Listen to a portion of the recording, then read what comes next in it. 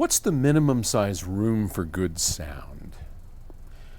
Yeah, that's a good question, and one I am certain is important to a lot of people. It comes from John in Warwick, England, and John writes, "Hi Paul, I'm in the market for a new house, and generally room sizes in the UK aren't very large. In your view, what's the smallest size of listening room I could get away with? I don't listen at high levels, but would want to achieve a decently wide and deep sound stage. Thanks again for all your videos." You are most certainly welcome, sir.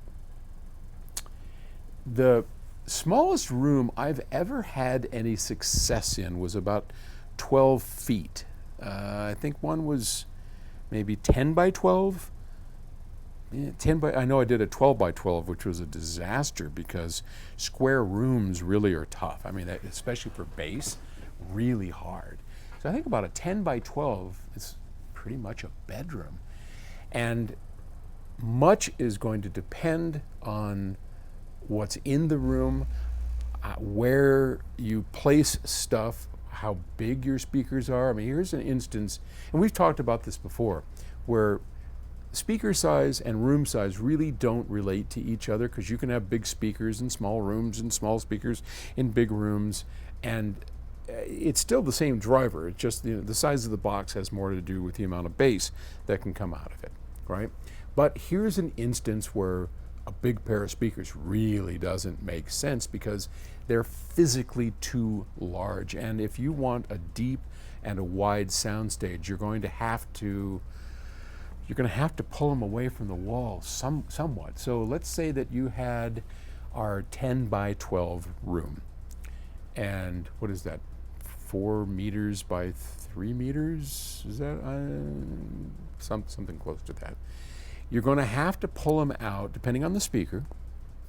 You're going to have to pull them out maybe 3 feet from the rear wall, maybe 4 if you could, if you can manage it. So that means that you're going to be sitting back with only about 2 feet behind you, and hopefully the door isn't right there. Otherwise, someone's going to come in and bang the back of your seat, right?